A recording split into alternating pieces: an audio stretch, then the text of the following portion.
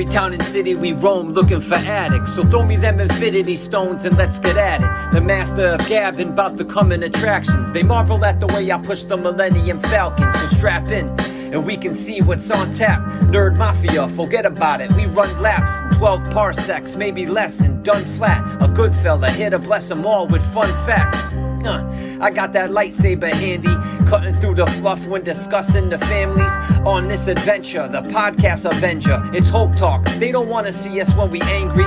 Once they start the camera, we be dropping Thor's hammer with the intellect of Banner in the MCU manner, while the mob is tuning in so they can hear us on the scanner. And it's coming every week. You can stick that in your planner. The Iron Man of Hero Talk, like it or not, with a scoop of them 3-piece suits mixed in the pot. When it comes to giving facts, we already a lock. It's Nerd Mafia, hoping y'all are ready to rock.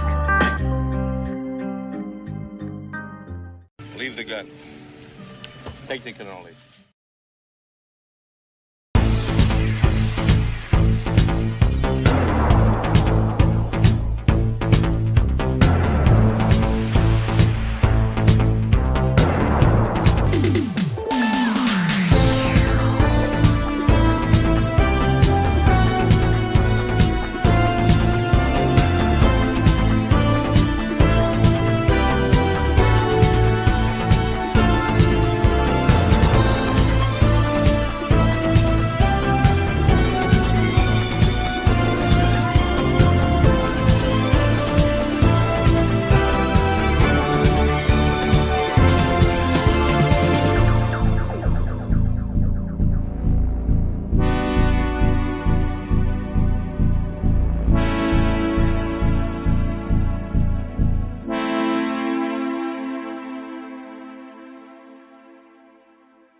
Let's go!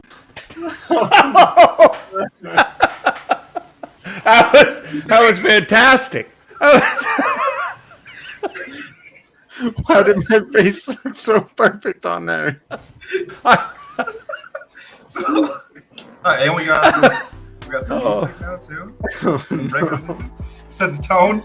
Welcome, welcome to Nerd Mafia, everybody. We got my two favorite Star Wars nerds on the planet: Sheiv the Wise from Vader's Lair and Santa, Star Wars Santa YouTube channel. Woo! Anyway, so the whole basis behind that, I was watching one of your streams, and I just started thinking to myself, like during lunch break, I'm like, doesn't Santa kind of look like what Teen Wolf would look like now? Like 40 years later, yeah, something like that. Yeah. And then I was putting the video together, and I thought about it. Oh crap! If I do this, I got to do one for me and Sheiv. I'm like, none of this makes any sense. Sheiv's just gonna be Teen Wolf Santa. I'm dead.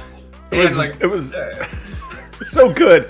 Like I was all into that like 80s vibe. I was like, oh man, look at this. And I was like, wait, what just happened?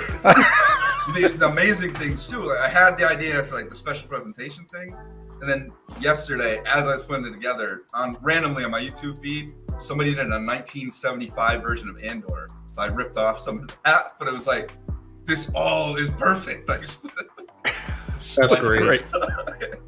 Really good. Yeah, anyway, awesome. let's talk some Andor. Heck yeah. All right, so I'm thinking, rather than just getting right to it, saying what we thought of it, let's talk about some of the stuff that happened, right? Little loose summary. Recap? Yeah, a little bit in our own kind of way, because that'd be boring if we just go through it. I was thinking the first thing we can talk about is what loose ends got tied up in this episode. And is this music too loud? I can just turn this off too. It's weird. Good? I don't mind it either way. It's all good. As long as we're louder than it. If Scotty can hear us, then we're good. Yeah. You know? Okay, so talking about loose ends, I mean, first one, Marva gets a hell of a send-off. And kind of beckons the question on top of that, too. Is this like, out of all the speeches in this show, is Marva's number one, or how do you guys rank them? That's a good question.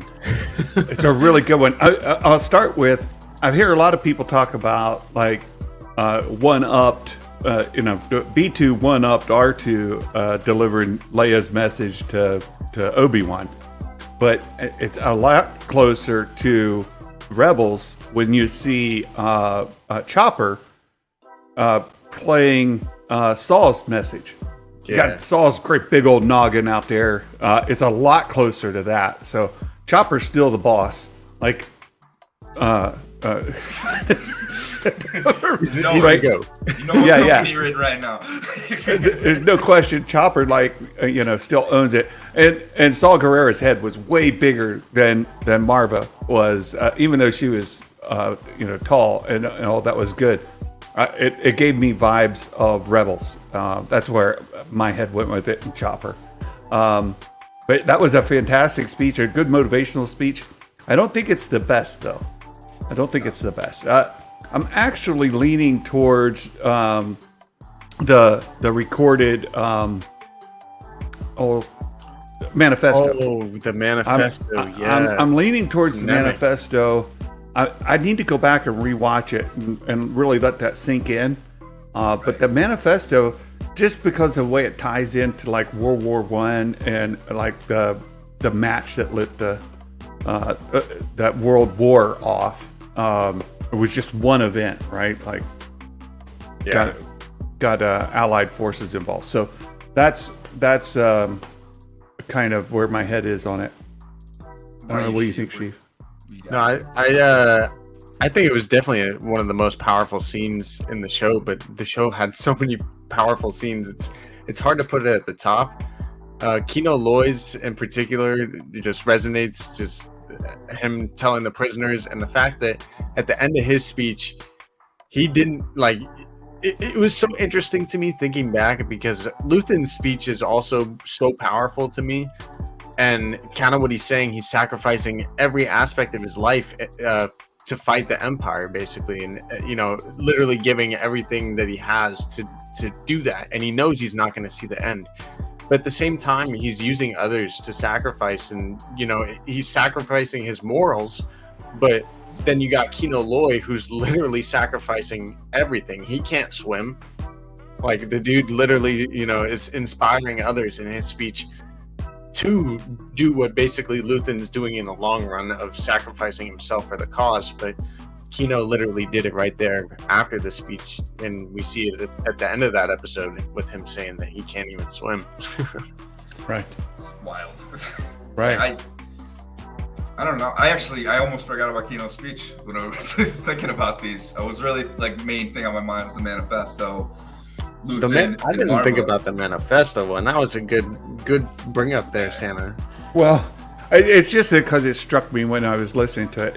But you're right. I was mainly I wasn't thinking of Kino either. I was thinking of Luthen and the ISB agent, because they each had a bit of a thing there, and then Marva and the manifesto. Those were the four that were in my head.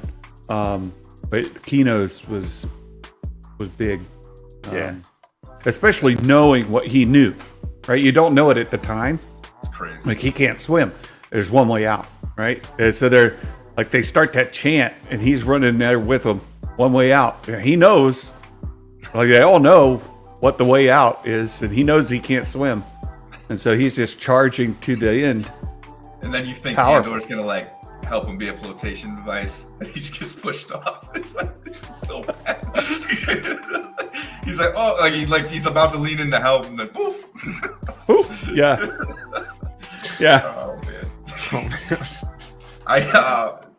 Despite a powerful argument for Kino there, I think I'm still going Marva #1, and I'll get into my why a little bit later in our agenda here.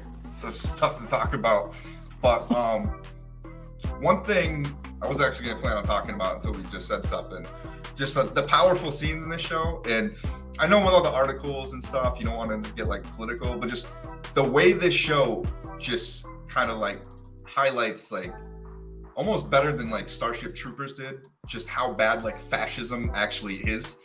The way these people are they're just straight up made to be a worker planet. How scary they actually make stormtroopers once they finally see them in the show. It just there's so many different like scenes, and I don't have the best examples in my head right now, but just I can remember looking back at it. It's well, stormtroopers that can shoot. That's first. That's a first. They were no joke, man. They were. We've only heard of that from Obi-Wan and A New Hope back in the day, and we thought he was lying. That's exactly right. Like I'd never seen one shoot before. Now we have. Those stormtroopers, no joke. In this episode, it was just an awesome episode from that perspective. But yeah, at first, like I'm not gonna lie, I was wishing there was more. I didn't want to end right there, but I watched Sheiv's replay this morning, and it's like, wait, it's over? What? Yeah, how it was though. It felt so abrupt, but at the same time, I look back. So much happened in the episode. It was almost the perfect send off to the season in a way. It gets me so excited for next season, and it kind of reminds me of like how it probably was watching Empire. Obviously, I wasn't alive at the time, but at the end, like he gets his hand cut off. It's like repaired, and hey, that's it. They're looking off into space. It's like the heck. I watched some of it on the ride into work, like during my lunch, like in bits and pieces, and then got home immediately, turned it on again. I was like, yeah, it's good. It's really good. And Sheiv, I heard you say as well, you didn't know like next season is going to just pick right up, like straight off. But in the interview, he said there's a time jump, like a year. Okay. So a lot's going to happen off screen, and we're going to jump into the story down the road. All right. Yeah. That's interesting because I was thinking about it all day. Like, what's kind of the next steps? Like, Cassian and Melchi were talking about telling people of their experience with the prison and everything. So my head kind of went to that, and the fact that he kind of just joined Luthen at the end there is at least like, I'll join the cause if you like. You can either kill me or use me, kind of thing. Yeah. And so. Does he tell him having Luthen connected to Mon Mothma? Is she gonna, have some, hear about that, and as a senator, try to do something like? Is Cyril's mom going to be a grandma? That's what I think we all. Yeah. Oh yeah, so, all right, you brought it up. I was dying to talk about it. The whole time I'm thinking about just that scene. It's like we couldn't just hook up that Cyril guy with like a kiss, anything. Like he said, you could cut the tension with a butter knife in that scene. And it's like, really? Like he's just like, you don't have to. That was like his version of like, I know. But he gets nothing. She just stares at him all petrified. It's like, and he can't lean in and initiate. She's got to do it because otherwise he's taking a minute. I don't know. The most he gets from her is, I guess I should say thank you. That was the most. Right? Like, he just saved your life. You were stomped on in a crowd if he doesn't pull you out of there. And then he even tricks you into thinking he's taking you hostage just to force you out, like, quick. And I'm just saying, a year time jump, there could be a, grandbaby. It could happen. You don't know. Let's give it up, though, because in that one moment, I think Cyril is like that's his complete comeback player of the year award. In that moment, finally, he gets the girl alone in like I don't know. I hear you, and she kind of underestimates Andor and kind of the people of Ferrix just like he did in a way. So maybe that'll connect the two. And I'm kind of curious now that you bring it up, Santa. Do you think Cyril's mom is gonna approve of his new woman, or is she gonna give him more help for it? Well, I think she'd be happy if he had a woman. I don't know that she would approve of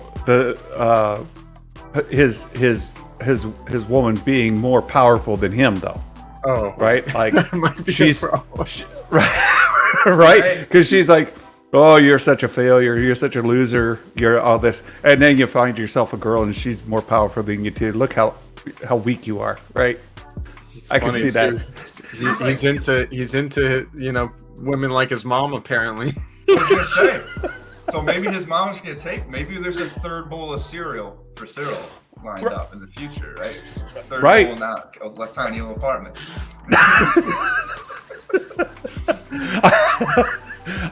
I don't see Deidre living with the mother-in-law though. Yeah, I just don't see her allowing cereal in the house either. She's probably like, hey, no, I'm gonna make you some eggs and you're gonna like it. It's like leaving a toothbrush there, right? She'll have her own cereal bowl, just like. Oh. Where have we gone? You were talking about fascism. I was like. Anyway, so we talked a little bit about Luther finds Cassian, right? It's another loose end tied up. Bix is free. We're gonna say 30 men plus Anto Krieger. That loose end completely tied up and wiped out. Seemed like just glossed over for the most part. Yeah, they're all dead now. I don't even know. Fun thing about that is Martin Keeler. No, not David Tree. With all the cool stuff, he is mates with the guy who played Krieger. Oh, really? Like they're buds, they're friends. That's cool. It's like That's actually really cool. All these Star Wars connections. I mean, when you're Santa Claus, everybody knows you. You know, Santa Claus from Ohio. Like these things happen. I don't know. But we never got to see him in really in action. Got his name, got the hologram of him, but now he's dead. But yeah, that's tied up. And you had mentioned as well, like he found Cassian at the end. You remember he was searching for Cassian the whole time to kill him. Right. He's like, well, we got to kill him. And so there he is, face to face, and Cassian's like, yeah, you got to kill me. Make it happen. And he's like, maybe. Like, I heard another podcast talking about it. It's like such a boss move in movies where like the dude knows he's got you. He's like, here's the gun. Do what you got to do. Yeah, you got to do it. Just go. Yeah. And I think that pretty much told Luthen like, oh, okay, this guy's all in. Yeah. He gets it. Yeah, and it's crazy too because looking back to episode 11 now, that scene with the sunset, you know, I was saying like that's the moment I think he's really willing to give everything to take down the Empire. He just found out his mom died. Everything in his life has been kind of going down in a spiral, and he was captive by the Empire, basically building parts for the Death Star, as we found out. And, you know, he doesn't know that at that point, but, you know, with the sunset there, that's the moment he decides I'm willing to do it. And he doesn't even try to take part in the Ferrix uprising. That's almost like a distraction for him in a way. So, it is. Yeah. Yeah. And that's how he, you know, gets off world and ends up joining the rebellion. It turns out it's pretty cool. What happened to the well, I'm stepping on your no, topic. go ahead. I was just about to do it. What you're covering tied up ends. I've got an untied end. And we had the concept art of Cassian in an A-wing with the blown out window. Yes. Where'd that go? So my theory on that for most of the season has been that it basically was supposed to be concept for the Aldhani heist. And maybe they didn't know how many people were going to be on the ship at the time or what kind of ship it would be.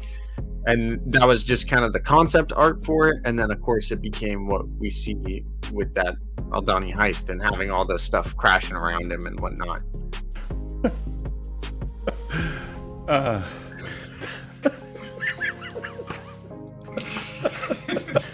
Anyway. Quentin, get the hell out of here.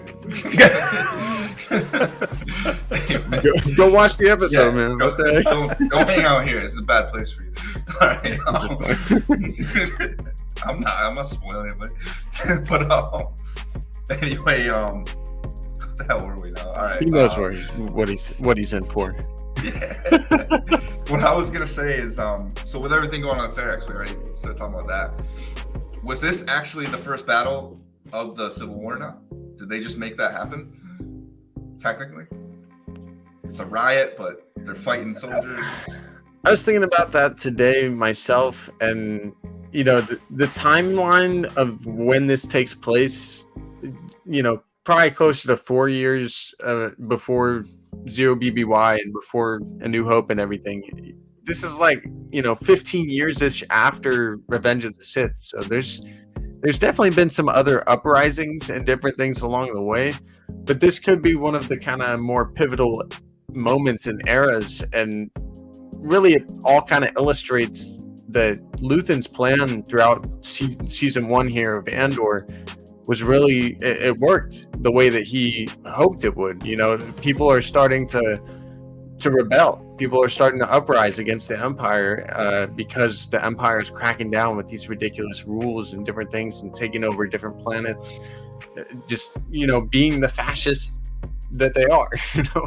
So yeah, and you go back to the Ahsoka novel as well. That happens like 1 year after Order 66, and Ahsoka's bouncing around from different planets or moons and hiding out, and there's an uprising that happens there as well, where she ends up getting her white sabers. She kills the Grand Inquisitor, and that was reflected in the Tales of the Jedi a little bit as well. Right. So there's a little bit of an uprising there where they like destroyed a bunch of walkers and took out local garrison and killed a Grand Inquisitor. So that would have happened before this as well. So yeah, I think little things have been happening along the way, and more people are getting fed up with the Empire, and you kind of get the sense that they just don't know about each other necessarily.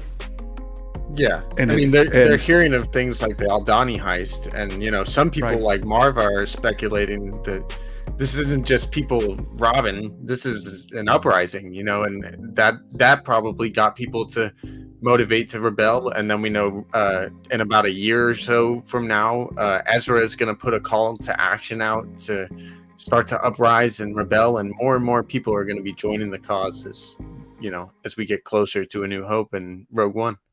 Yeah, and Saul Guerrera's poking the bear all the time too. Oh yeah. Yeah, that's true. All right, maybe I just got whatever. I had a question. I got an answer.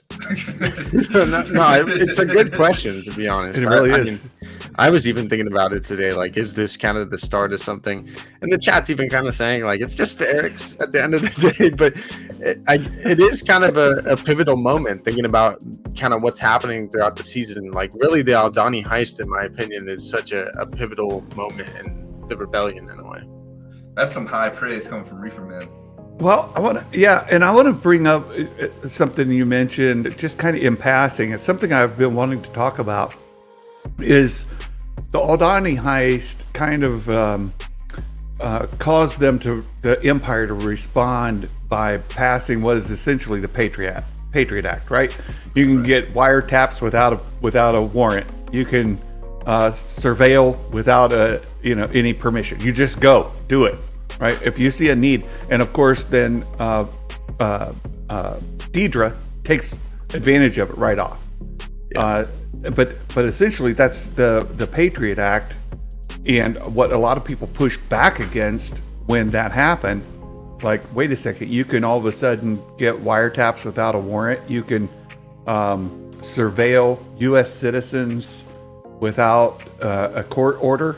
Like, are we really giving the FBI or whatever agency the power to do this?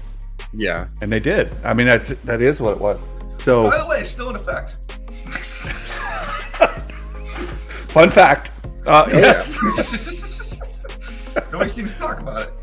No, but it's. I thought that when we talk about sometimes political messages being brought into shows and the pushback against that, and when you go back to the original trilogy and watch all the interviews with George Lucas and stuff, like, he was putting it in, but he really crafted it into the story well, that it didn't come across heavy-handed, right? He wasn't preaching to you, he was showing you. And in the prequels, to some degree, he was more blatant. He's just out there laying it out, like, I don't like this administration, and I'm just going to... Yeah, well, and Lot Dodd, right? So, Lot Dodd, there's Senator Lot and Senator Dodd, right? Like, and make him to be a buffoon, right? Like, tell me that wasn't. So, I mean, he was just like there. But recently we get a lot of shows where they want to be anti-gun or feminism or whatever, and they want to just they tell you what to believe about it. But what I really liked here is they just kind of showed you. They just did it, right? It wasn't like nobody. I haven't yet caught somebody come out and say, "Oh, this is overly political," because they're calling out the Patriot Act here in this show and how the empire's squashing the rights of the people and the U.S. government's doing this to our people. Nobody has come out that way because I thought when they did it right. Except when they were talking in interviews before the show came out, right? So well, and that was the problem, right? They basically left it open to interpretation. So like they probably should have been a little bit quiet in those interviews, but I mean, it speaks for itself, like you're saying. Like that's what I was kind of getting at. Just I feel like it hit me more like towards the end, like the last episode, and I'm just piecing everything together in totality. Yeah. Like, well, if you think about the Patriot Act, that happened well before Trump, right? And some of the interviews coming up was like, oh, it's anti-Trumpian and all of this. Marva, right? The lady that played Marva. Well, you watch her storyline, you don't see any, like, what? I don't pick up any of that. I did pick up on the Patriot Act. That goes back a couple of presidents. That's, and that's been there. As you said, it's still in effect. And so we've changed parties, we've changed political leadership, and it's still there. And it's still this message that's built into it that is, it's timely and timeless. I thought it was brilliantly done, right? Really good writing. That's been a common thread I've heard from fans of Andor, people who just let's lay that out too. Not everybody's a fan of Andor, right? But for people who are, it's like, wow, the writing is brilliant, and this is just a proof of it. Almost catches you off guard after the last few shows, right? And that's that's what's great about it, right? Yeah, it's very different. I've been saying that all season too. It does feel more gritty and real, and some people have been complaining about it not feeling like Star Wars, but it did. Like it to me, like it just felt like a grittier Star Wars. You know what I mean? More. I don't know if Theory said this, but somebody quoted him in a tweet like earlier today saying he didn't think it was like Star Wars because it had real things like nails and bricks in it. Yeah. I don't know what he said. That was weird as hell. Right, and the Death Star. The Death Star was the best part of the whole thing. I'm like, what? No. I missed it on my first watch because I was watching on my phone. I got home and then I let it go. I'm like, oh my god. Yeah. Man, this whole thing. I don't even know where we're at anymore. This is more of a guideline anyway. We're looking at here, but of course. It's so good. Apparently, we're never going to find out about Cassian's sister this season anyway, because it's over. You think that's even something we come back to? No, I don't. Oh, all right. Just a weird. I don't know anything, but a lot of people were saying potentially Clea could be his sister, and something like that definitely makes sense to me. If at one point in the season, she's kind of the character we figure out, like Luthen's trying to tie up the loose end of Andor. Like it'd be interesting for that to end up being his sister, but it is probably more likely that his sister just got killed off with the rest of her people and everything. Yeah, the Clea thing. How it is.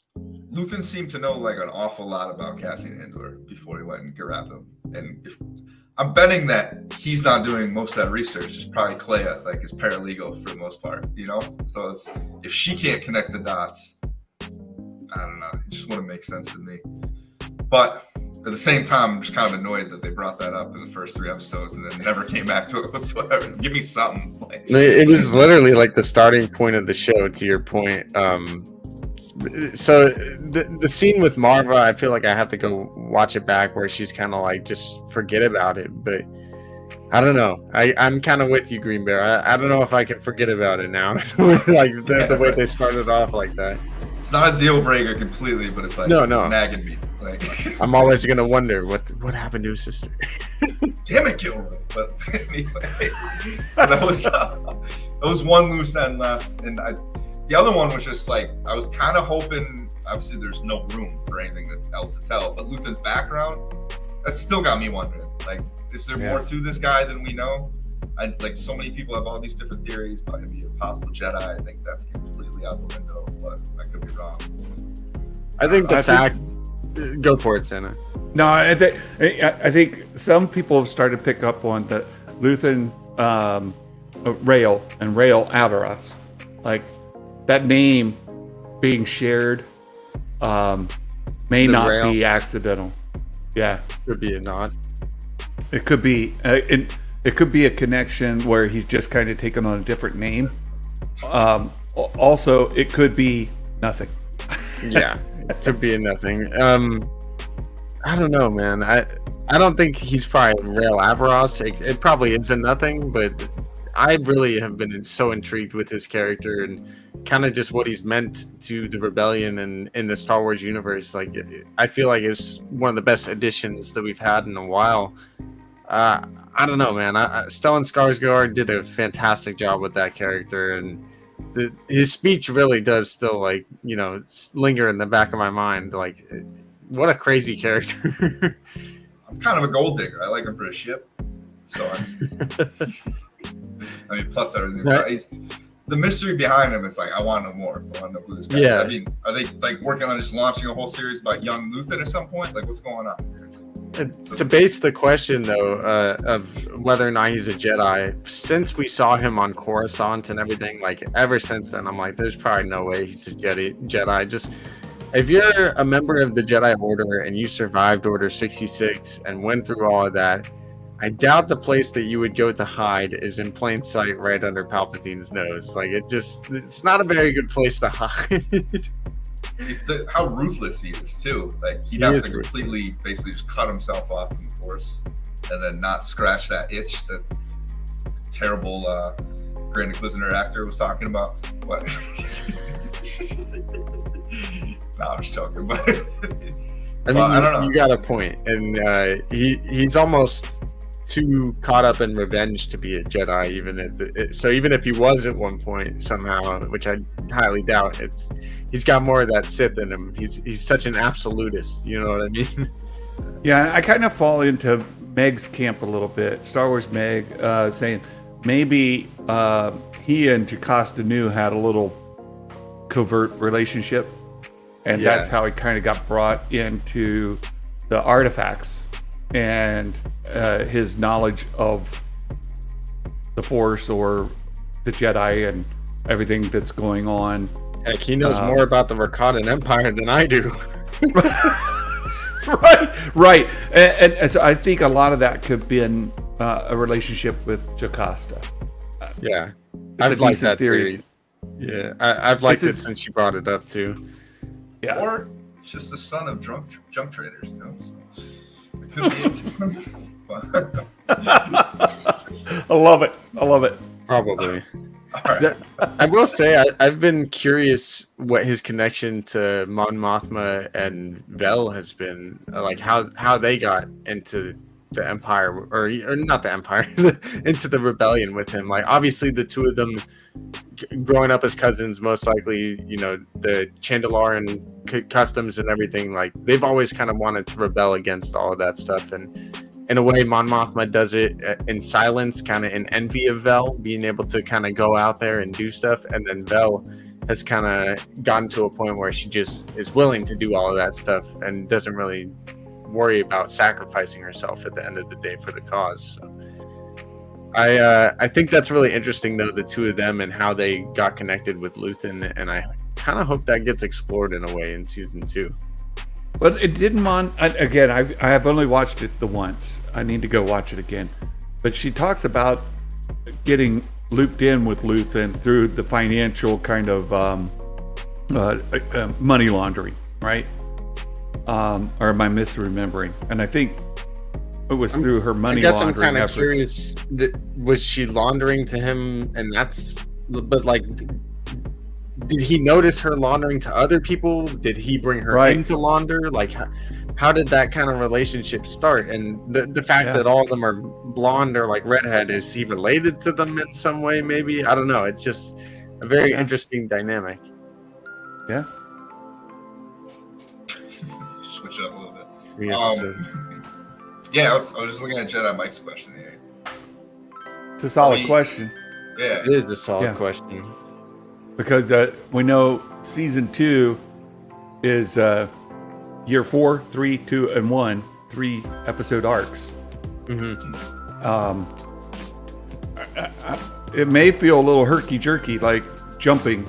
You're going to jump into the middle of a story. You're going to 3 episode arc in the middle of this thing that's going on. And then you come back for episode 4 and another year has passed. With a time gap again. I wasn't aware of the time jump going into season 2. This puts the timeline actually a year further from 0 BBY than I think we initially thought, if that's the case. Because, I mean, Tony Gilroy, like, he's a great writer and everything, but let's be honest, the dude doesn't know that much about Star Wars in the grand scheme. Right. Well, I think he said the last episode arc is going to lead you to Rogue One, like Rogue One led you to New Hope. Yes. So, so that puts the last 3 episodes right at 0 BBY, right? Yeah, much. It should. I mean, right there. So I thought it would be this season was supposed to be taking place 5 BBY. But I think it's actually closer to 6. Well, or is it 5 and then we skip to 4, 3, 2, 1, 0? Okay, you might be right. I don't know. Now I'm all confused. Just 5. One hand. Oh, Jedi Mike, we're not looking at the same one. I don't know how they're gonna do that. That's my answer, Jedi Mike. Okay, there you go. Matt Risman's kind of got an answer for us. He says season 2 will start towards the end of 4 BBY. And he said, no, this is 5, and we're going to skip to the end of 4. So it seems like we're skipping most of 4 BBY then. So that'll be 3, 2, 1, 0, like you're saying, Santa. That makes sense. Yeah, that's what I think. I'm concerned a bit about the gap. Like there's more story going on in the gaps than in the show. I feel like Star Wars. Possibly. I mean, you might be right. We're going to have a lot of... Yeah, it'll be interesting to see how they take care of that, to Jedi Mike's question and everything going back to that, because they're going to have to cover a lot of time in between episodes, maybe even too. Like, maybe they do hour-long episodes instead of 50, giving us an extra 10 minutes or something, but... You know, it's going to be hard to kind of cover a whole year in 3 episodes. I think they'll be able to do it still. And, you know, having the pacing kick up a little bit might be the way to do it. But it definitely could be interesting. I wouldn't even be surprised if, you know, Andor ends up being a little more successful than they thought it would be, which I haven't been paying too much attention to the numbers. But I think it could end up being a pretty successful show overall. And, the plan could even be extended, even if it is just 2 years for now, or 2 seasons for now. Well, Matt shared an article on Meg's server today, an interview talking about the numbers. Yeah, and they're asking Gilroy about it, and he's like, "I don't know what the heck's going on." Because it has to do with contracts and how actors and directors and producers get paid. How much money do you owe us? We don't know, because nobody can be clear on how many people are watching, how many minutes do they watch, what's going on. Yeah, it's the Wrap article. Matt Risman posted it on Meg's. Here it is.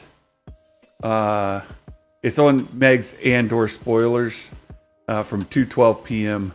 Okay, so over on our Discord? Yeah, on her Discord. And you can see it says, he was asked, Disney's showing first couple episodes on Andor through Hulu and Freeform. It feels like a great show of support, but also maybe it's not enough people are watching. What's the vibe you're getting? Asked Gilroy this. He goes, I have no clue. Honest to God. In the same day, I've seen completely contradictory information. I make my daily pilgrimage to Twitter. Well, there's your problem. But anyway, and he goes on, I honest to God don't really know what the numbers are. That's what's common. That's what all these labor issues are about. So there he's talking about like how do actors get paid? Because this is new business. This is not anything anyone went through before. This is sort of year-long era, about a year ago, when everyone tried to make deals, try to figure out, and everybody's pretending that this is like, we haven't figured out the business. This is how we're going to do it. We know what we're doing. He says, this is the Wizard of Oz, man. I'm not even speaking pejoratively. It's speaking antagonistically. I'm not speaking antagonistically. I don't think anyone on the Empire side or the Rebellion side, to analogy, I don't think anyone knows what they're doing and knows what the right thing is to do for the business. I don't know what the numbers are. And as you know, the numbers mean different things. Who's watching? How long do they watch? Are you creating an asset? And just, nobody's giving anything. Yeah. I mean, even that was a little bit of a dodgy answer, Well, I think he's got a little bit of a sore spot, right? Like, yeah. If I created something that is an asset to this franchise and they're making money on my work, show me the money. Right? No, it's true. I mean, back the truck up, right? Like I want, So it's hard to say. Yeah, it is. It's such an interesting topic of discussion when it comes to that. And to your point, it is kind of a new business. It's everybody. Originally, it was Netflix was the streaming service that kind of kicked off the streaming wars, and everybody else is just kind of figuring it out. Yeah. I mean, it seems like they're doing still fine with money wise anyway. Ooh, Netflix? Yeah, but I don't know. With how much they spend, unless they're just like taking out loans galore. So, I don't know. Right. All I know is I want to I think that's Marvel shows, even if they're. That's sort of the point. Like, how much money are they losing, and what shows are contributing to the bottom line? What's a loss leader? What's a profit? Yeah. Yeah, it feels like everything's secretive these days in terms of that with the streaming services. Like, we have the box office numbers and everything, but even then, back the truck up. Go to bed, Baymax. Go to bed. It's late. Aren't you over in Europe now? You're not in New Jersey, are you? I think he's over in Ireland, and it's like 2 a.m. Go to bed. Go to Santa's on. He has to check it out. Back up the truck. I'm dead. All right. I don't even know where we're at. So anymore. with season 2, that post-credit scene, Matt Risman was kind of talking about Death Star is a huge part of the arc since season 2. I think a lot of us are kind of thinking that, and we've been speculating since the prison scenes kind of started. Like, what are they building? And now we have the answer. It is parts for the Death Star. Is that going to be the focal point of season 2? Obviously, all things go to Rogue One. So how much are we going to dive into that? Are we going to see Krennic? Could Thrawn even pop up with kind of the stuff that happens closer to Zero BBY at the end of this kind of story? I wouldn't even, a mention of Grolix would be cool with all the other little, side mentions that Andor has had so far and everything. So I'm so many things like you've already touched on.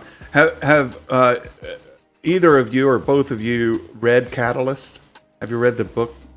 Catalyst is the one I need to read. Like, I even was thinking about it. Like, it is a Rogue One novel kind of thing. You know what I mean? So I need to go read it, but that is the one I need to read still. You have homework now. Yeah, okay. Like, start it after Thanksgiving. Just, First do off, it. I'm not reading anything. I'm going to have some old English guy on Audible read it to me. Okay? Right. America. Of course. That's how I listened to it too, by the way. I read it by listening to it. Yes. And I checked it out at public library for free. You could do that too. But it's the only way you have time to do anything now.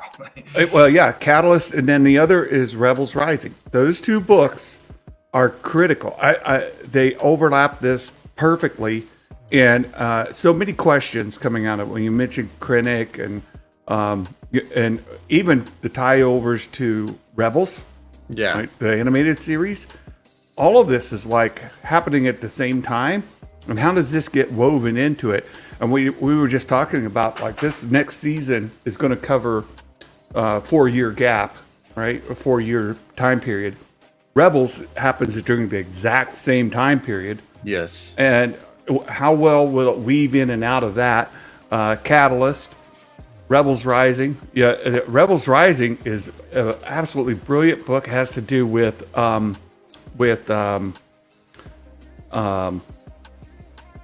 the girl from Jyn Erso? Jyn Erso. Okay. Jyn Erso and Saul Guerrera. Saul is all that time period, like you see at the beginning of Rogue One. Rogue One, where she goes and Saul comes and gets her as a little girl, and then we cut to later and she's an adult.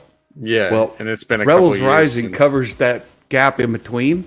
And when she's studying under him, she's learning to fight. She's learning ruthlessness. She's learning like all these things and how it shapes her.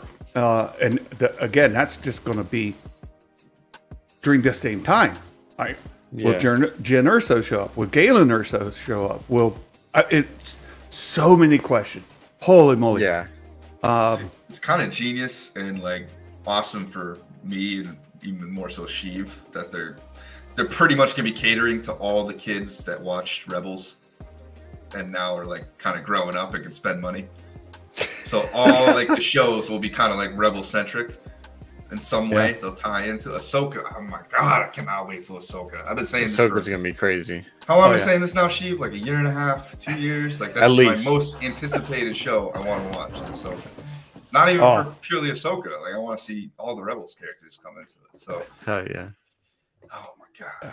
It should be fun. I mean, there is a lot of cool stuff coming along the way. I think Bad Batch season 2 coming in less than a month and a half. Really, it's going to actually surprise some people with kind of what's going on in that show, I think. And then just a month and a half, 2 months after that, we're getting Mandalorian season 3, or we're supposed to be. You know what I mean? So there's even a lot of stuff coming just around the corner, and then Ahsoka the end of next year, about a year from now, to be honest, is when I expect it'll be out. So we could have like 3 back-to-back Star Wars projects that don't entirely piss everybody off. Well, Not entirely. I'm sure Visions will be in there somewhere, and people will complain just to complain. So Because even when the people that weren't totally into Andor, I don't think they're mad at Andor. I think they're more mad at the fans that wouldn't shut up about Andor. If that makes sense. Yeah. You know, kinda that's all I does. ever heard. Well, and it's a thing where, and they talked about a little bit on Nerd Theory a week or two ago about how your opinion invalidates my opinion somehow, right? So I got to fight you, right? Yeah. Like your opinion is your opinion, dude. Like my opinion is my opinion. Your opinion doesn't invalidate mine. I always bring up like olives because I hate olives. I hate them. They're a blight on the wow, right. They're terrible. But I learned something like, so when I was going to college, I took like a mythology course, Greek mythology, and there was a night of like cultural whatever, and they brought in stuff from Greece, and they had imported like really high quality olives, and they're like, dude, I know you don't like green olives, black olives, but trust me, these are different. I taste them; they still taste like garbage, right? Like these are terrible. Absolutely. How do you guys eat this? Well, I learned there's actually a genetic marker that some people carry. It makes olives taste like soap. They've done studies on it. And so it's like, okay, I don't like olives. You can't talk me into liking olives, right? I just don't like them. And if you want them on your pizza, right? If they even touch my pizza, it makes my pizza taste bad. I'm like, no, get it out of here. I'm like, that doesn't matter. I'm Italian too, and I don't like olives. And so, but the point is, like, I'm the only some one people that are. likes olives here. Yeah, I got a theory. Like I got a hypothesis right now, like proof, right? Does Mrs. Claus like olives? She does. Oh, look at that. Sheiv, does your girlfriend like olives? Pretty sure. You guys are screwed. My wife loves olives, likes olives at least. I don't like olives. It's just like that's the law of attraction. But see maybe so. But what people want to do is talk other people into liking the Star Wars that they like, and into liking Star Wars that they hate. Right? Like I hate whatever. Well, now I got to talk you into liking it. Well, you can't talk me into liking olives. I can't do it. I don't like them. It's okay to try to talk you into it. It's not okay to say, well, since you don't like it, you're an idiot. Right. That's the problem. Or like, it's okay we can, to like debate we can stuff jokingly, lovingly do it still. Cause sure. I don't know how the heck you guys don't like olives. You don't even have to be joking. Like, you can come at me with a full-fledged, like, great, like, answer and like proven to at least you why this is right, and I can still say, man, that's cool. I don't like it. You know? Right. Yeah. But exactly. Like it's cool to disagree. It's cool to debate. It's just not cool to like try to shove something down my throat and call me an idiot if I don't like. You know, that's where you get in trouble. I don't know. Right. Well, and that's exactly it. And so it's like, well, we all have different opinions. We have different tastes, and because you have a different taste than me, doesn't make your taste invalid. Make mine better than yours, or yours better than mine. They're just different. It's And like fascism, you know. Some people want to be a stormtrooper.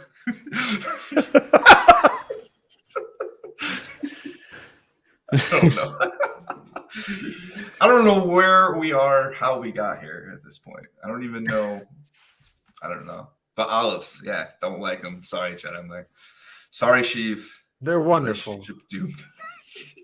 they're terrible. It's the olive theory, man. It's olive. Well, what about this though? Do you cook with olive oil though? You have any problem with olive oil? Soap oil? That's what I'm saying. I don't like olives, but I love I cook everything with olive oil. Yeah, my wife does do some cooking with some olive oil in there. She does.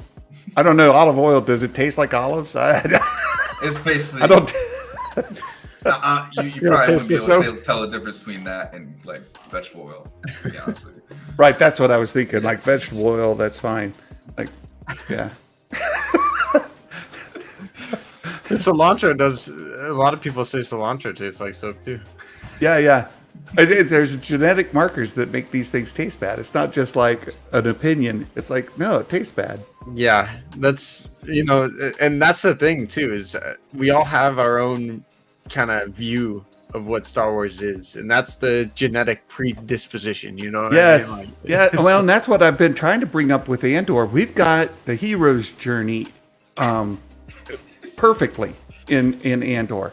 And what I'm really looking forward to is, and I'm going to try to do this next week, I think, is lay out the hero's journey, the stages of it, and lay Andor over top of it so that it's clearly marked out for folks and have that discussion. Because to some people, that was, say, failing in the sequel trilogy. They didn't feel like Rey really went through the hero's journey. She shortcutted stuff or whatever. Well, Andor is the hero's journey. That's what he is going through, and it's really clear that these are the stages he's going through. And if that is the core of Star Wars, like Luke Skywalker, Anakin Skywalker, like this is the core of Star Wars, then Andor is that. Yeah.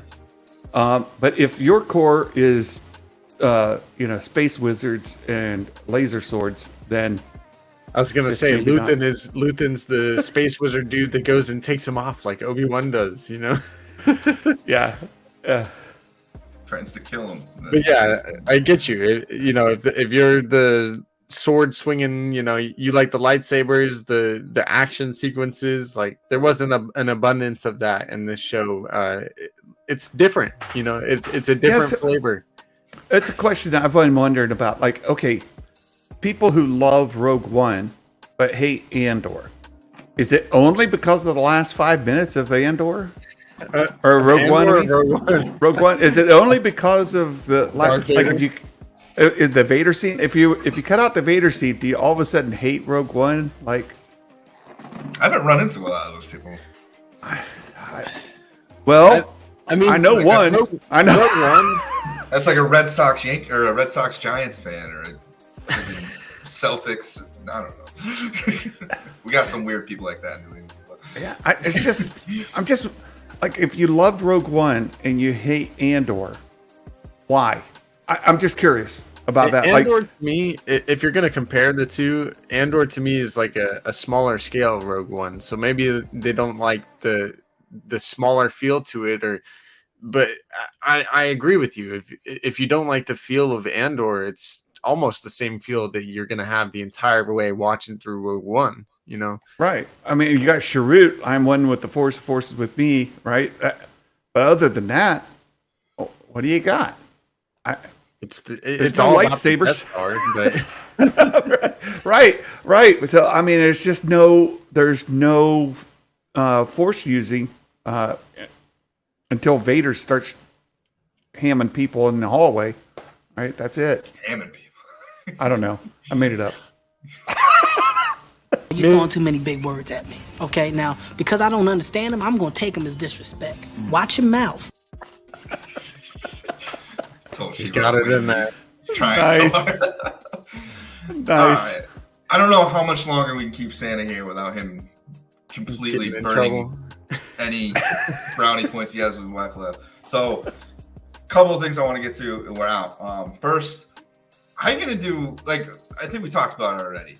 B2 Emo, he's up in the upper echelons with droids already after this performance by him, whoever played him. And all I want to know is, how are you gonna do my guy like this?